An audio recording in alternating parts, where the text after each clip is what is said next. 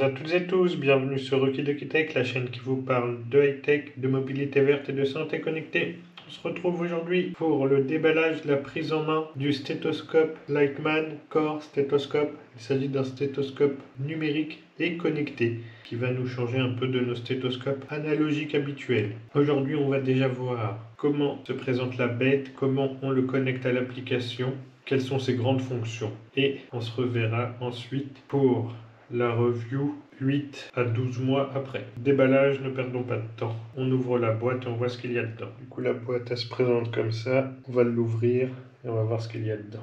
Une fois ouvert, on retrouve la bête, le stéthoscope, un peu de lecture, des embouts de rechange et du silicone de rechange pour le pavillon. On l'enlève, il est bien protégé. Et en dessous, qu'est-ce qu'on a? Rien du tout. On retire ça. On se le met de côté, on range la rechange.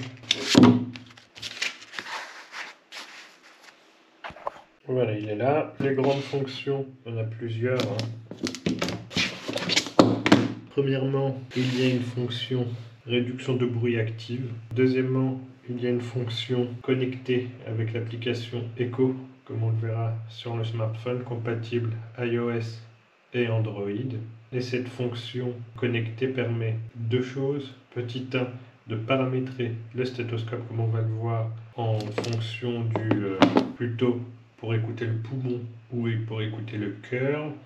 D'autre part, il y a une fonction d'enregistrement. Ça, c'est plutôt pratique, notamment pour les enseignants, pour faire écouter un souffle ou un bruit sur lequel vous avez un doute à un collègue. Troisièmement, il dispose d'une intelligence artificielle avec reconnaissance notamment de fibrillation auriculaire, fibrillation atriale automatique. Vous pouvez l'utiliser soit en mode analogique, c'est-à-dire sans allumer ici le boîtier qui va permettre la fonction numérique du stéthoscope. Ce boîtier se recharge en USB-C.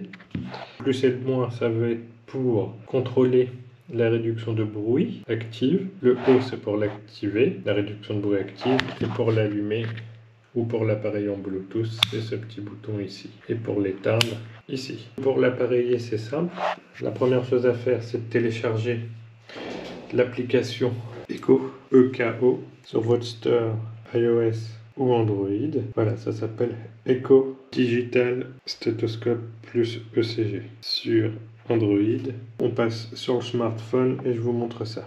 On se retrouve sur le smartphone. Malheureusement, l'application Echo ne permet pas l'enregistrement d'écran pour des raisons de confidentialité. Du coup, je vous mets ça un peu à l'arrache, comme ça. Dans les paramètres de l'application, en fait, quand on ouvre l'application Echo, il nous demande, on tombe là-dessus, ça c'est pour enregistrer avec le stéto. Voilà, du coup on a la rubrique paramètres. Là on voit que le stéthoscope est chargé à 97%, que le signal est bon, le signal Bluetooth.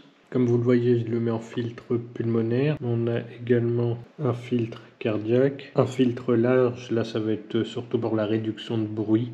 Il n'y aura pas vraiment de filtre en fait. Quand il dit large, ça va être de la réduction de bruit uniquement. Là, il va amplifier les bruits du cœur en filtre cardiaque. Et là, il amplifie les bruits pulmonaires. La suppression active des bruits qu'on active, ça c'est pour l'enregistrement entre 15 secondes et 120 secondes. Streaming en direct, j'ai jamais compris à quoi ça va fonctionner.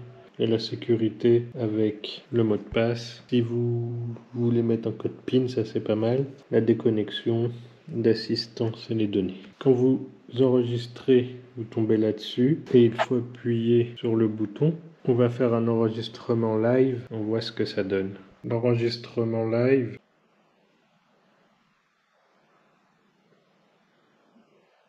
Une fois que vous avez enregistré, vous pouvez soit réécouter.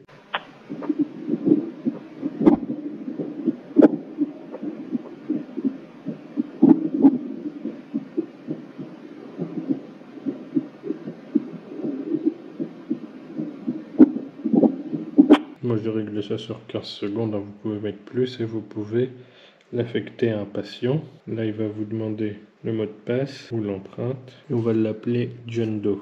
Et John Doe, il a son enregistrement. Sinon vous pouvez le supprimer. bien sûr. Quand vous avez sur du Endo, vous avez tous les pas les électrocardiogrammes, les enregistrements en fait audio des bruits du cœur ou pulmonaire. Là, c'est un enregistrement pulmonaire comme vous l'entendez.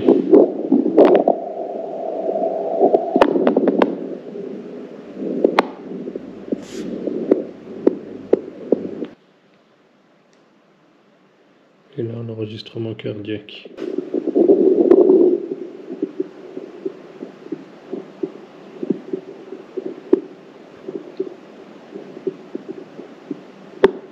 Pour revenir en arrière, par exemple, pour en supprimer un, vous voyez, c'est une erreur.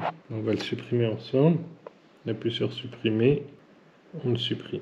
Grosso modo, pour cette application, là j'éteins l'écho. Normalement, là il capte plus rien. Voilà. Là, il dit qu'il ne capte plus le dispositif et qu'il faut l'allumer pour qu'il capte.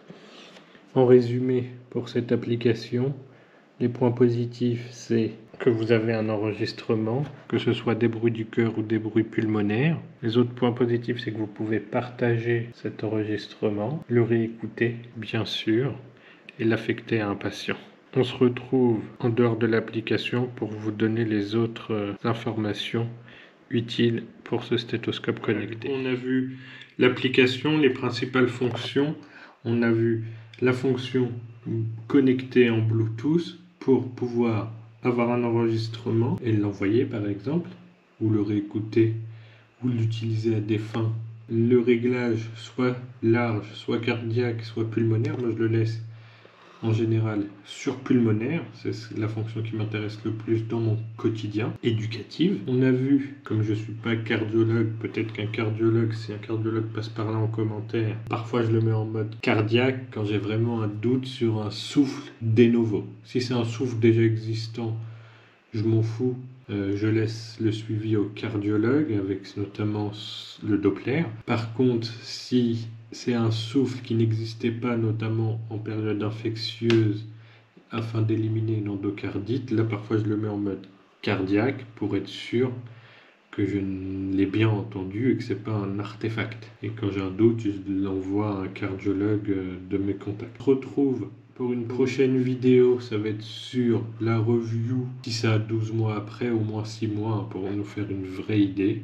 Je vous dirai si ça vaut le coup d'investir dans ce genre de stéthoscope. Moi je vous dis à bientôt les amis sur Okidoki Tech, la chaîne qui vous parle de high-tech, de mobilité verte et de santé connectée. N'oubliez pas les commentaires, c'est ce qui fait vivre la chaîne, je fais ça pour vous de manière totalement amateur. Les likes et les abonnements, c'est important pour vous offrir plus de contenu et pour savoir ce qui vous plaît et ce qui ne vous plaît pas sur la chaîne. À bientôt, ciao ciao, bye bye les amis.